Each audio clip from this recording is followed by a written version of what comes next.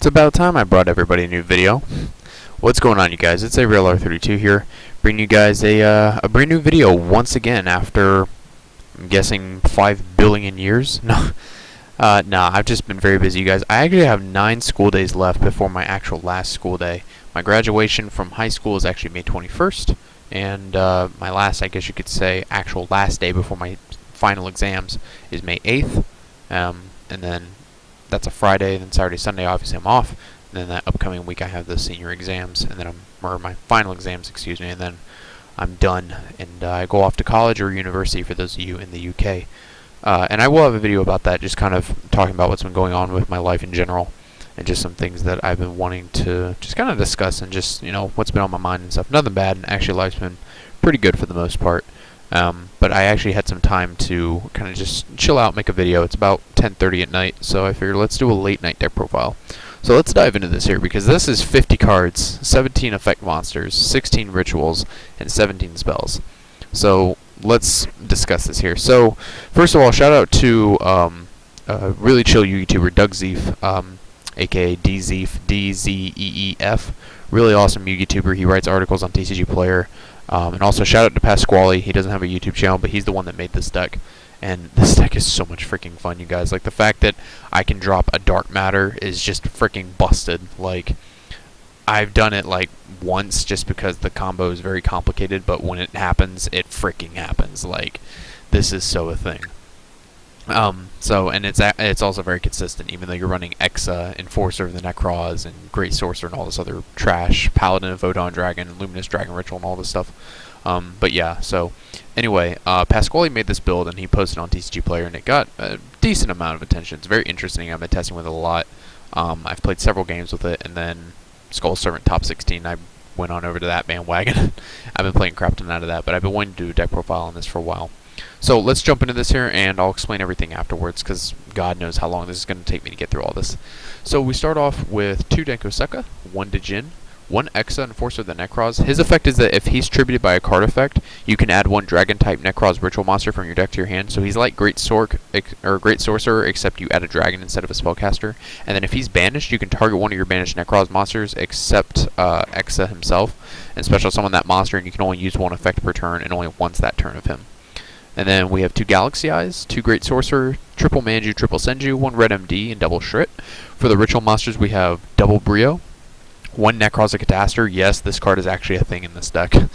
Double Colossus, 1 Decisive Armor, 1 Gungnir, 1 Shrish, triple Unicorn, and triple Valkyrs. In case you guys don't know what Catastor does, he's a level 5, 2200 attack, 1200 defense. He can be ritual summoned with a Necroz ritual spell, must be ritual summoned without using Catastor, and can't be special summoned by the ways. And you can discard him and then target a Necroz monster in your graveyard and special summon it, and then you can only use the effect of Catastor once per turn. And at the start of the damage step of a Necroz monster you control battles, and opponents face a monster that was special summoned from the extra deck, destroy that monster. So he has Catastor's actual effect, and basically you can just pitch him to get back Exa, Great Sork, Shrit, whatever it is you need to recycle. And then rounding off the monsters, we have double Paladin of Photon Dragon. He's in here because of, obviously, Galaxy Eyes.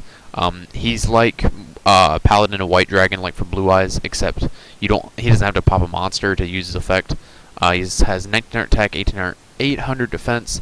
You can ritual summon him with Luminous Dragon Ritual, and you contribute him special summon Galaxy Eyes from your hand or deck, and when he destroys an opponent's monster by battle and sends it to the graveyard, you get a draw card. And then starting off the spells, we have 2 Luminous Dragon Ritual. Okay, so this card is like the stones. Like, there's no other term for it. Like, it's just so good. So it's used to ritual summon Paladin of Photon Dragon. You also tribute monsters from your hand or field whose total levels equal exactly 4. Okay, so regular ritual spell. Now here's where it gets cute. You can banish this card from your graveyard, banish monsters from your graveyard whose total levels equal exactly 4, and special summon 1 Paladin of Photon Dragon from your hand after that. This special summon tree is a ritual summon. So you can go Kaleidoscope for Unicorn, send Arclight, add Photon Dragon, overlay, assuming that you have send your Manju on board, overlay into Lawful Chain, detach the Unicorn, send Dragon Ritual to the graveyard, banish itself in Arclight to drop Photon Dragon, tribute it for Galaxy Eyes, and now you're sitting with 4800 on board. And assuming that your hand is just a busted hand, then you can just go Necroz Mirror, tribute Shrit, go for Valk, overlay into number 62 Galaxy Eyes Prime Photon Dragon, and then make a Dark Matter. And that's why you're running the Red MD, and the double Galaxy Eyes. And keep in mind that these aren't your only dragons. Like, your dragons out of the whole deck consist of Exa, Galaxy Eyes, Red MD, Cataster, Decisive Armor, and yeah, that's everything. Anyways, continuing on with the spells, we have 2 of each ritual spell, Kaleidoscope, Mirror, and Cycle, 1 Preparation Rites, 2 Dark Hole, Raigeki, Triple Rhoda, and Double Trade-In because you're running a lot of level 8s, and Triple Rhoda just helped thin through the deck. Now, you'd probably think with 50 cards that it's just a tower of crap that just doesn't work, but you go through your deck very fast. Like, the Brios are essentially blank cards, and so are the Unicorns because they can get you Brios. The Manjus search you, the Rhodas search you, the Tradens let you draw. You're sending cards with Lawful Chain. Like, you go through your deck very fast. By, like, I think, like, turn 3 or 4 in one game that I played with this deck, I was down to, like, 35 cards in my deck. Like, it happens. And then the side deck is nothing. It's just a bunch of gibberish. And then I'm running Barbaroid. He was running some other level 12 monster. I just want to use this because I paid $3 for a Barbaroid on. I want to get my money's worth. That's really the only reason. Plus, if I decide to side deck Phantom of Chaos, then I can do cute tricks with this. But anyways, 1 Barbaroid. It could be any level 12. It really doesn't matter. Star Eater for your 11. Leo for your 10. Double Arclight. Galaxy Eyes Dark Matter Dragon because it is possible.